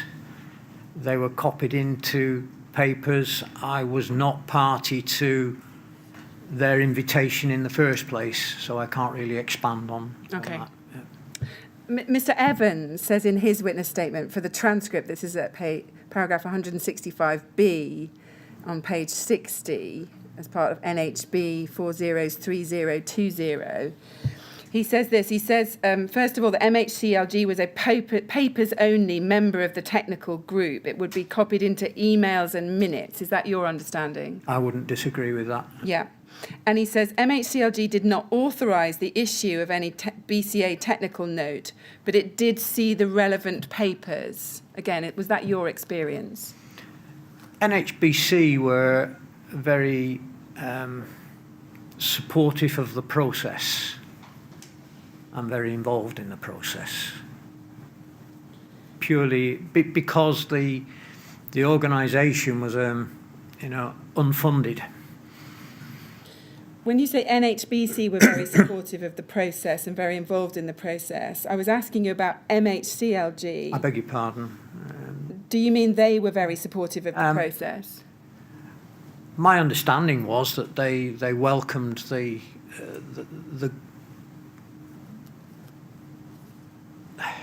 discussions that took place at that group, yes. What about authorising the issue of any technical notes that the BCA issued? Did you have any awareness of whether the MHCLG authorised those notes or were merely aware of them? No, I don't think it's fair to say that they authorised them. They were, to my knowledge, made aware of them by the chair of the group. Yeah. Mr. Evans also goes on to say, he says, I cannot recall receiving any significant objections from MHCLG at any time. Again, is that consistent with your recollection? Largely. There was input and recognition, so that they were obviously aware of the papers, but there was little input, shall we say. Yeah. And were you ever aware of MHCLG having any objections to any of the technical notes that had been produced by the BCA? No. And Mr. Evans also explains that it was Richard Harrell and later Brian Martin who were the key contacts at MHCLG. And he says they would have raised an objection had they seen something that concerned them. Do you agree with that? Yes. Yeah. Now, looking at paragraph 91 of your statement on page 28,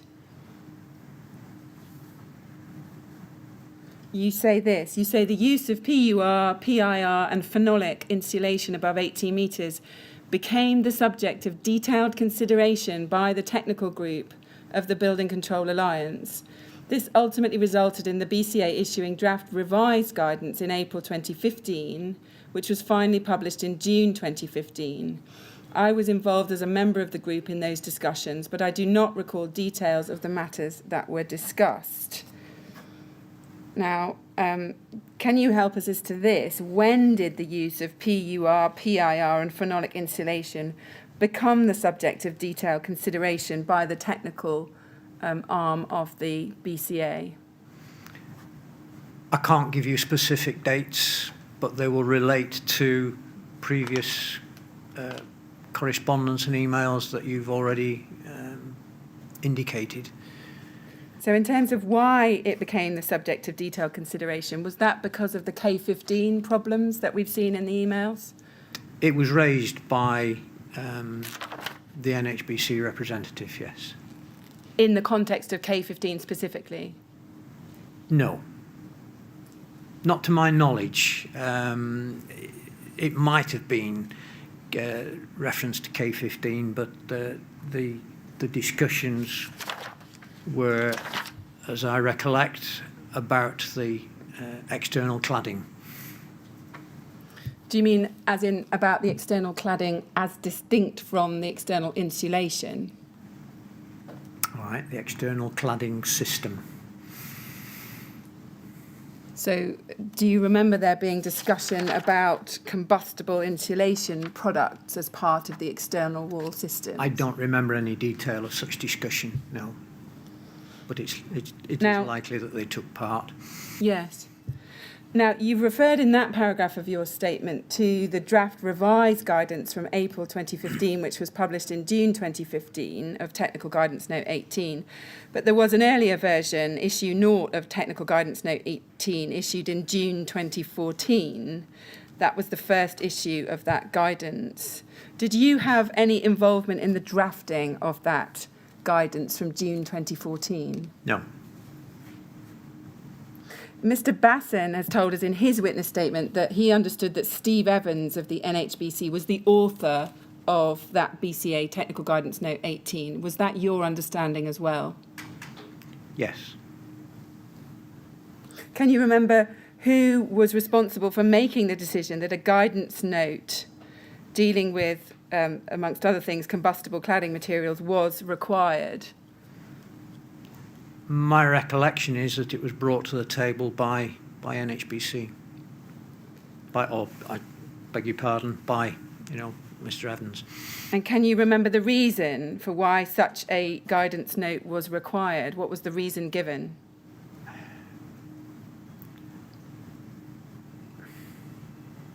I don't recall the details of the reasoning, no. Can you help us as to who decided that the guidance note should be drafted and published by the BCA as opposed to any other organisation, such as by the NHBC itself? In order that the purpose of that group was to agree technical interpretation throughout the building control bodies, both public and private, to avoid competition on interpretation of the regulations, as it were, or to try to attenuate. So I would imagine that the reason for bringing it there was to promote it in that way across all building control bodies. Yeah. And in your view, was there a need for such guidance? I was being made aware of it at that time. But did you have an opinion on it? I saw no objection to not issuing the guidance. Right. Do you know who was responsible for the technical content of the note? For example, the drafting of option 3 on desktop assessments. Did you have the drafting of it was put forward in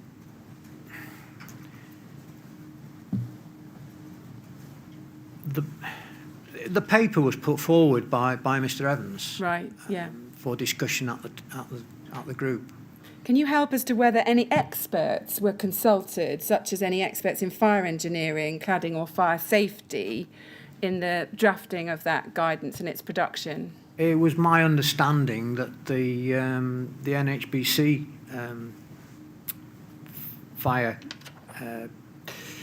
engineers had been party to it, but that was, that's my recollection. Right. So nobody external to the NHBC. You weren't aware of anyone else? Not that I'm aware of, no. No.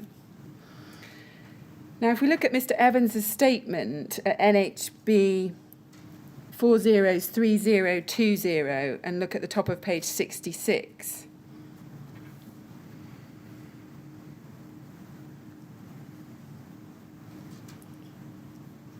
He tells us there, he says, in June 2014, BCA published the 2014 Technical Guidance Note, This provided guidance in terms of summarising 3 methods of demonstrating compliance. And he goes on, he says, in addition to the 2 linear routes, it included a third option, which involved a desktop assessment of the cladding system based on test data. The 2014 BCA guidance note stated this was to be carried out by suitable independent UCAS accredited testing body, BRE, Chiltern Fire or Warrington Fire, and based on reasoned arguments or facts, not his or her subjective opinion. That fire engineer would issue a report that demonstrated equivalence of performance of a BR 135 compliant system and refer to test data. The report would be specific to the project being proposed. Now, do you agree with what Mr. Evans has stated there? Yes. What were your views on the use of desktop study reports as an option in terms of the use of combustible materials on buildings with stories over 18 metres? I don't recall that I had a view at that time. So were you just entirely neutral about the introduction of desktop assessments, or did you ever express a view, positive or negative? It was an option that was available via or suggested within the approved document, as far as I think I'm aware, and therefore I didn't see that there was I didn't raise an objection. I have no recollection of raising an objection at the time. Right. When you say it was an option that was suggested in the approved document, what are you referring to there? Without the approved document, I can't give you detail, but the approved document, from recollection, allowed an assessment of issues such as this. And my recollection of understanding at that time was that this was a reinforcement of that. I see. Okay. Did you ever express any concerns about opening up the possibility of desktop assessments, i.e. extrapolations from large-scale fire tests into something on paper? No. And why not? Was that because you were for the reasons I gave you on my answer to the last question? So you thought it was endorsed by approved document B, yes? I think that was the case, yes. Right. Or that was my my recollection of understanding at the time. And who told you that? Who said this is fine because it's covered by approved document B? Do you remember? No. It would have been put on the table, at the BCA group. Who would have suggested it, I can't say. Yeah. Prior to publication, can you help us as to whether any discussions had taken place about the inclusion of these option 3 desktops with, for example, other LABC employees? Did you discuss that with them? No. What about with MHCLG? Were there any discussions you were aware of with MHCLG about the possibility of introducing option 3 desktop assessments? I have no recollection. I can't comment. Let's look at the notes of a meeting of the BCA Technical Liaison Group.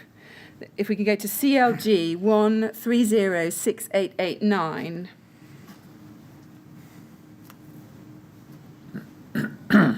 This is a meeting held on the 8th of December 2014. So this was before that March 2015 certificate, registered detail certificate we saw you have some involvement in suggesting draft wording for. And we can see the attendees of this meeting are listed at the top. There's Steve Evans as the chair. And we can see that both you and Mr. Basson are there. And then if we move to page 4 of these minutes and look at item 12, it says this, use of combustible materials in cladding systems to buildings over 18 metres. SE Steve Evans outlined the work carried out to date in identifying possible solutions to allowing polyurethane type insulation materials to be used in cladding systems over 18 metres. SE Steve Evans and BT, you, Barry Turner, to discuss further outside of the meeting. confirmation of any actions to be fed back to the group. Steve Evans tabled an amendment to Guidance Note 18, which clarifies the standing of a BR135 assessment and the considerations that need to be made in respect of the mechanical performance of the materials as part of a BS 8414 test and BR135 assessment by the building designer. Comments to be passed to Steve Evans by 12th of December 2014. And it says that all are supposed to be passing comments. Now, just taking that in stages, in terms of that second paragraph, Mr. Evans outlined the work carried out to date in identifying possible solutions to allowing polyurethane-type insulation materials to be used in cladding systems over 18 metres. Can you help us as to what was meant by that? No. Why was the BCA working to identify possible solutions to allowing polyurethane-type insulation materials to be used in cladding systems over 18 metres? It was brought to the table for consideration by Mr. Evans. Yes, but Mr. Turner, I think the point that Ms. Grange is asking you to focus on is this. The words possible solutions suggest a problem that needs to be solved. What was the problem that someone thought needed to be solved? Do you know? Does this refer... I'm sorry, I've lost track of dates and I don't know where this falls in relation to some of the other discussions that you've raised, but is this a result of the issues raised by Brian Martin and the start? I think of it that probably process? does follow that. Is that not right? It would appear that it was part of the story in relation to that. Yeah. And it's clearly headed here, use of combustible materials in cladding systems to buildings over 18 metres. And we know that in December 2014, there was a lot of discussion going on between you, the NHBC, Kingspan, about its testing, etc. So does that help answer the chairman's question? Only in as much as this topic was brought to the table by Steve Evans, and I can only assume that it was prompted by the discussions that we've just referred to. The BCA, why were BCA being asked? That, might I suggest, is a question you need to put to Mr. Evans, because it wasn't brought to that group by me. Well, it may be that we shall do that, but I think what we were interested in knowing at the moment is whether you could recall what was seen by NHBC or anyone else as a problem which required a solution in relation to the use of polyurethane type insulation in high-rise buildings. What was the problem?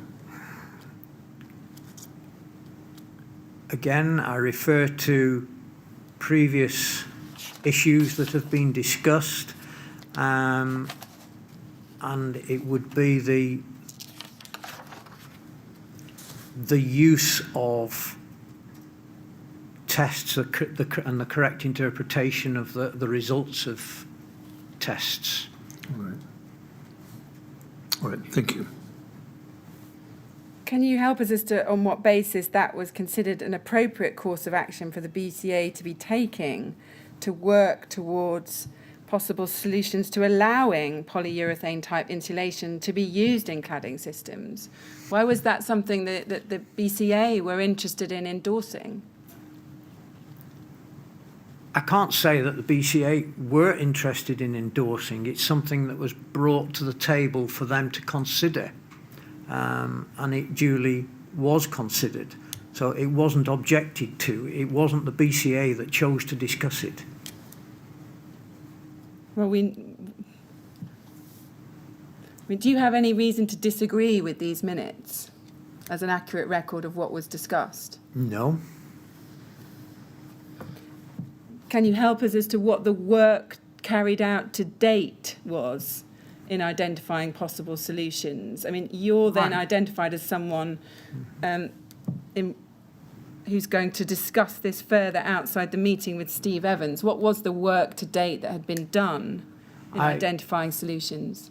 My recollection is that it was the work and investigations being undertaken by NHBC.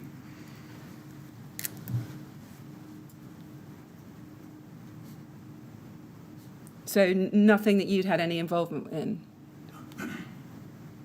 No. You see, why don't we see a record saying that the BCA was working towards limiting the use of combustible insulation materials in cladding systems over 18 metres? You will have to ask the author of that document. I can't answer that. And that was not something that you ever raised? It was not flagged up at the time. It was, again, the choice of wording is not as we would like to see it today. But the issue was to resolve the confusion in the industry with the use of the testing. Now, whether that is a correct use of the words, these are very brief notes made of the meetings that were always produced by Mr. Evans. Was the problem this, that both the NHBC and the LABC for years had been permitting the use of K15 in buildings over 18 metres? And at this point, people were looking for some kind of retrospective solution to endorse that approach. No, I would not agree with that. So can you help us as to what was going on if that's not what it was?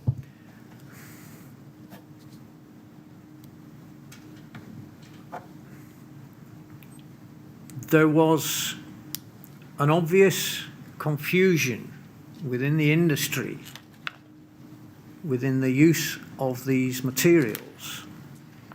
Now, whether that should have been worded limiting the use of rather than the use of is open to discussion and may well be what was intended. But that's not the way it was written, and I didn't write it. Now, what was it that you and Mr. Evans were going to discuss further outside the meeting? I don't recall, and I don't recall that meeting ever took place, but it would be the research or the information that NHBC had got to date, as far as I can surmise. You said in your answer a moment ago that there was an obvious confusion within the industry within the use of these materials. What was the confusion? The understanding of the requirements within ADB, again, brought to the table the understanding of the use of the recommendations of ADB. Guidance Note 18 was guidance on guidance. It was guidance on the requirements of ADB. And it did not include anything outside the recommendations of ADB. It was effectively putting things in a different order for different, to try and explain the requirements in a more understandable manner. But wasn't ADB, insofar as it applied to insulation materials, pretty clear that either those insulation materials needed to be of limited combustibility or the whole system, including the insulation, needed to have been subject to a system-specific test? Why was that unclear? There was a linear route within ADB, and then there was the specific tests, but the information being put forward by those around the table was that people were coming with fire engineered reports, which were permitted within the approved document, and there was a need to understand and how those could be better understood, I think, by those trying to use the system. Yes, but can you explain how would the BCA working to allow the use of combustible insulation help with the confusion that you're describing? I think the wording there is in itself confusing and probably does not portray the discussions of the time, and I can't comment any further. Right. So you can't. Can you recall whether you passed back any comments to Steve Evans or had that subsequent discussion with him after this meeting? I've already said I do not recall whether that meeting took place or not. You have no recollection of it? None whatsoever. We know then that there was a second version of the BCA Technical Guidance Note 18 issued in June 2015. That was called Issue 1. Can you recall who was involved in drafting Issue 1? Again, that was done by Mr. Evans. If we go to an email, LABC 302954,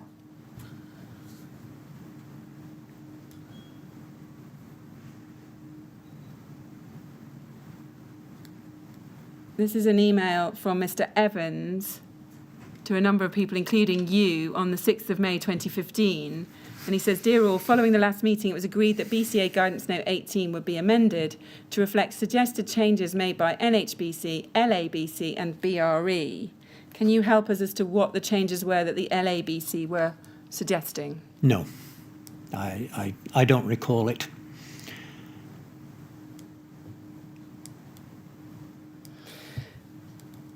Can I take you to the witness statement of Mr. Evans again, NHB 403020, and if we look in the middle of page 77 at paragraph 200,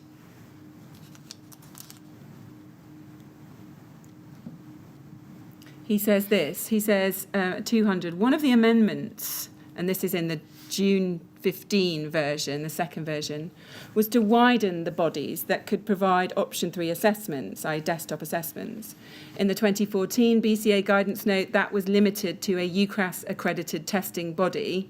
In the 2015 BCA guidance note, that was amended to a suitably qualified fire specialist.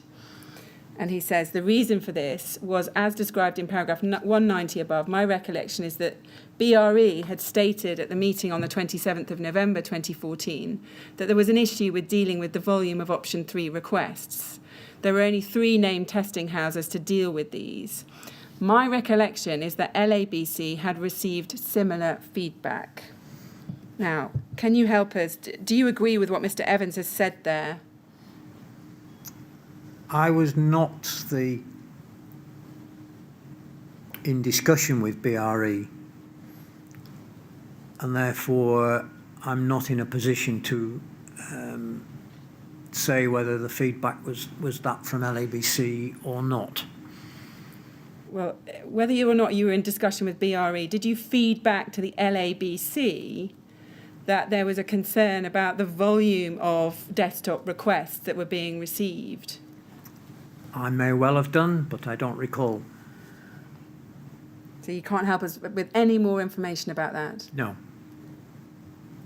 He goes on to say in subparagraph B, this change to the BCA guidance note was therefore to increase the capacity of suitable engineers to carry out the assessments. It was not reducing the criteria for compliance in any way. And then he goes on, he says this change was consistent with approved document B in Appendix A.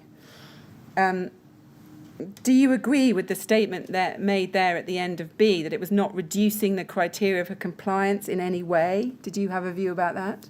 It was not undermining the recommendations of approved document B. That was my understanding. Did anybody ever express any concern about widening the category of persons to this phrase, suitably qualified fire safety engineers? I think you'll find that wording is in ADB, and that may well be the reason for it being included there. Did anyone at the BCA, as far as you can recall, ever voice any concerns about amended option 3 assessments, desktop assessments? Not to my recollection. Technical Guidance Note 18, Issue 1, was described internally within Kingspan as incorporating some of the changes that we had asked for, i.e. some of the changes Kingspan had asked for. For the transcript, that email's at LABC 303051. Can you explain that? Were you aware that Kingspan were requesting certain types of wording in that amended BCA Technical Guidance Note? I was aware that Mr. Evans was in discussion with Kingspan. And that is documented. You've already shown such, and therefore there was a belief and understanding that that was the that's where that information came from. When you say there was a belief and understanding that that's where that information came from, what are you referring to? I'm probably not explaining it properly. Could you repeat your initial question? Yes, it's about whether you were aware that Kingspan were asking for some changes to be incorporated in this second version of the Technical Guidance Note.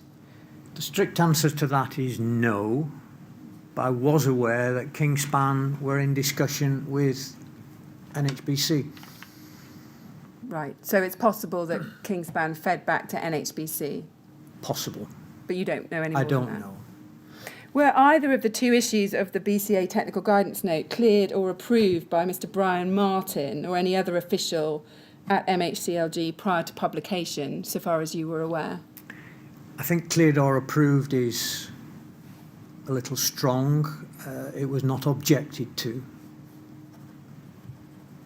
And you were made aware of that, were you, as a member of the technical group? Made aware of what? That they didn't object to it? Yeah. No. It was... Had they raised an objection, it would have been reported to the group. No such report was made to the group. And Mr. Martin was consulted about BCA Technical Guidance Notes, was he? He was copied in, as has previously been indicated. Have you at any time discussed, either in writing or verbally, with Mr. Martin, any matters relating to the use of combustible material on buildings over 18 metres? Probably. But I do not recall the details of any such discussion. I can't say that I haven't, but I do not recall having done so.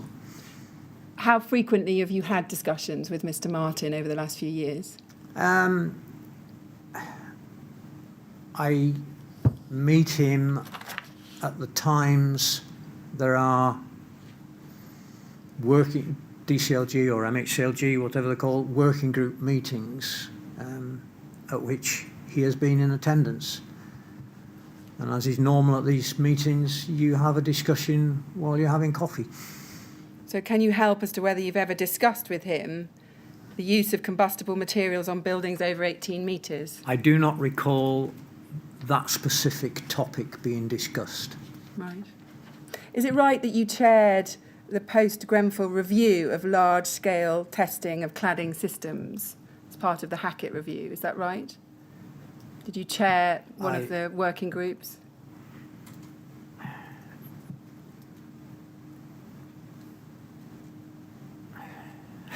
I'm sorry, I'm struggling to remember what I did. If the records show that, then I will not disagree with it. I did chair several groups following that, yes. And what kind of issues were those groups looking at when you were chairing them, so presumably you can help us? I have not referred to anything since that time, and my memory is such that I don't recall. I think is the group that you're referring to one that was set up by the who's done the working groups for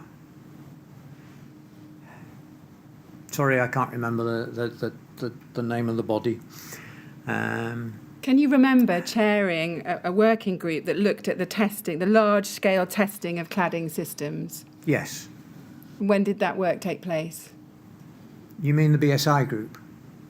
I don't know. You tell us. Well, that's what I'm trying to establish, which group you are referring to, because there were numerous groups, working groups, set up following the Grenfell tragedy, of which I attended. I chaired a BSI working group, and I'm not sure which other you're referring to. Could that have been the working group looking at 9414? And there was a working group looking at 9414, which I was a member of. Right. And the review of 8414, I did chair, yes, that is correct. Thank you. Now, overall, and thinking back to what we've covered over the last 2 days, do you accept this, that the LABC made serious errors in its system approval and registered detailed certificates over a prolonged period of a number of years?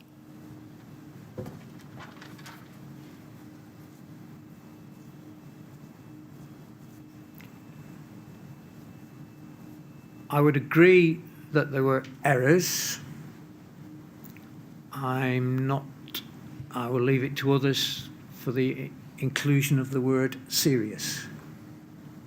And would you accept this, that even when warned about the mistakes it had made and the serious consequences which might follow from that, the LABC stubbornly refused to correct its mistakes and carried on making technically inaccurate statements about K15? Again, I would not agree with the word stubbornly refused. Did not follow up those accusations, I would agree with. Thank you.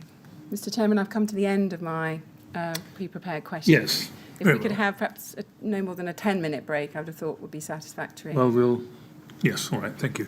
Mr. Turner, when Council gets to the end of her questions, we have to have a short break to give her a chance to make sure she's not left anything out, and also to allow other people who are following these proceedings from other locations can suggest questions that possibly we ought to put to you.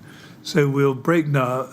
If Ms. Grange thinks that a 10-minute break is long enough, I think we'll take her at face value and resume, please, at 12:30. Mm-hmm. And the usual injunction, please, about not talking to anyone about your evidence. All right? Thank you very much. Would you go to the usher then, please?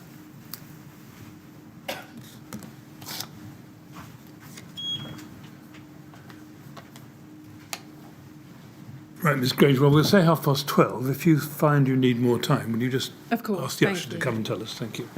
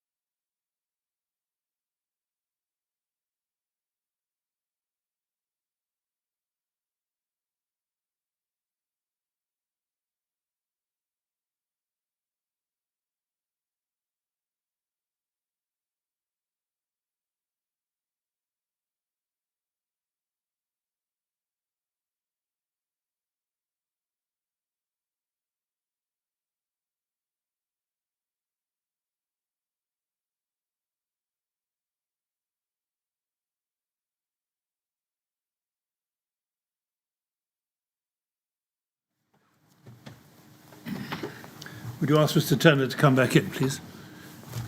All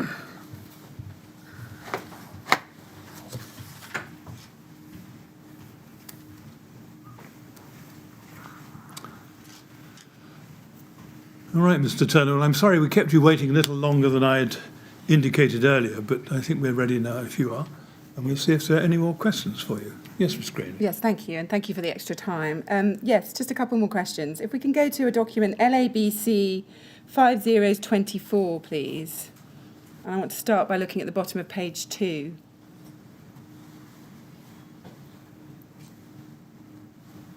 So this is an email chain on the 27th of June 2017, so just a few days after the Grenfell Tower fire.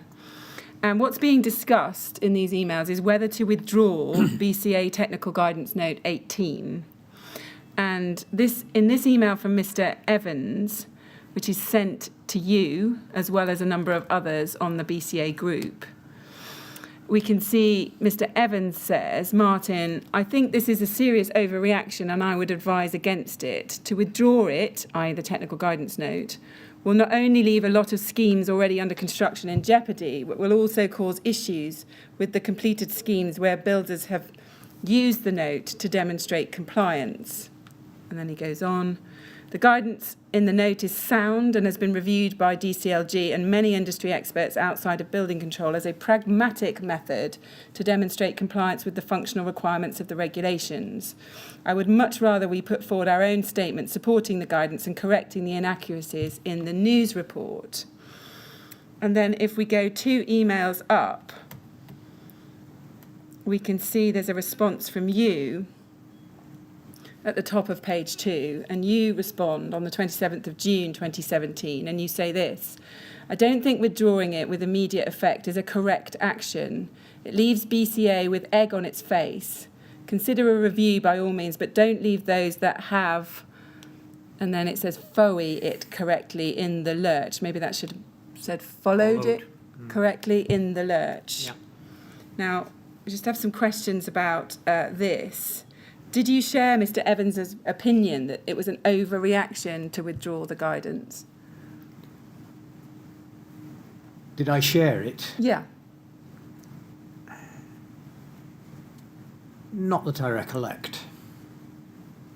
So what was your view about whether the guidance should be withdrawn? What I've said there.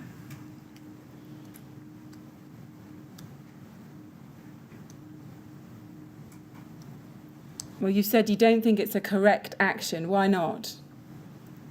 For the reasons I've stated there. Because it leaves BCA with egg on its face? It makes BCA look silly? Again, it's a correspondence between known people, and so in that sense the wording is less than correct. However, until it was considered or reconsidered by BCA, as far as I recollect and as far as could be ascertained at the time, the working group were satisfied with the guidance note, and being satisfied with it,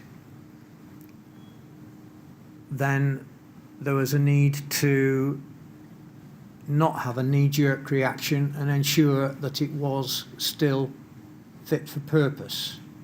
And subsequent to that, it has undergone a lot of scrutiny and is still available. I see. So just 10 days after the fire, the BCA had already done a review and had concluded that the guidance should continue. Is that what you're saying? Not 10 days after, no. They had not given a review of it, but the inference was that it should be reviewed before it was withdrawn, if it was found necessary to withdraw it. It has been subject to a lot of scrutiny since that time, and it is still available and was still considered to be satisfactory. What level of influence did you have over whether documents should be withdrawn by the BCA? I could have commented and made that point, but it would then have been up to others in the group to either agree or disagree with me. Yeah. Were you concerned that withdrawing it might embarrass the BCA because of its legitimisation of the desktop study route? No. Did you believe that it would leave a lot of schemes already under construction in jeopardy if the guidance was withdrawn? There was that possibility which had, been raised, and I was in agreement with that thought at the time. Did you ask yourself the question before you sent this email about whether the guidance was a responsible piece of guidance to leave out there, given what had just occurred at Grenfell Tower? That question had already been considered by the group and agreed by the group that the document was fit for purpose. And did you agree with that view? Yes. Now, thinking back over the matters we've covered, and given what you know now, is there anything you would have done differently if you had the chance to do it again? I'm sure there is. Yes. Can you help us as to what that would be? It would have been to review the RD policy, the registered detail policy, and the way that we dealt with the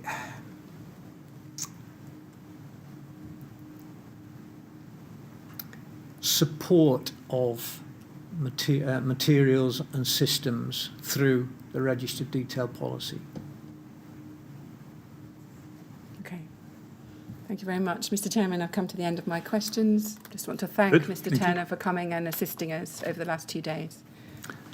Thank you. Well, Mr. Turner, it's right that I should thank you as well on behalf of all 3 members of the panel. It's no doubt been quite inconvenient for you to come up to give evidence to the inquiry. We're very grateful to you. We've learned a lot by hearing your evidence, and it'll be very helpful to consider in due course. So thank you very much for coming. And now you're free to go, of course. Thank you. Thank you.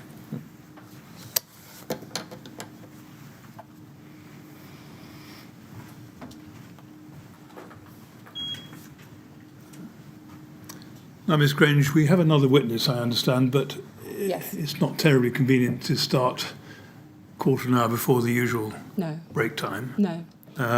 There will, in any event, have to be allowance made for the usual housekeeping arrangements. So I would suggest that we break now and resume at 1:45, rather earlier than usual, and take him then. That would be very helpful right. to give me the time with Mr. Ewing. Thank you. Yes, good. Right, thank you very much. Well, we'll break at that point and resume at 1:45, please. Thank you.